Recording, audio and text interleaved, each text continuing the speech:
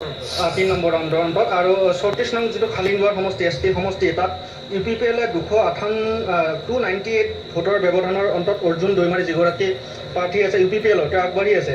মুদৈগুৰি সমষ্টিত কিন্তু আপুনি যদি চাই মুদৈগুৰি সমষ্টিত এগৰাকী বিজেপিৰ তেওঁ কিন্তু দিগন্ত বৰুৱা পিছ পৰি আছে।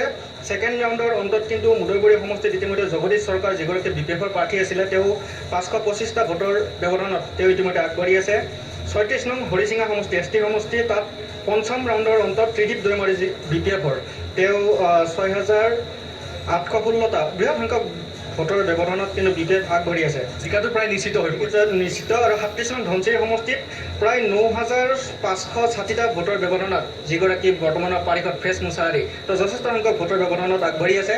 কিন্তু গহপুৰৰ বহুকেইখন গাঁও আছে, কিন্তু গহপুৰৰ গাঁওখনে কি ভূমিকা গ্ৰহণ কৰিব আমি পৰৱৰ্তী সময়ত গম পাম।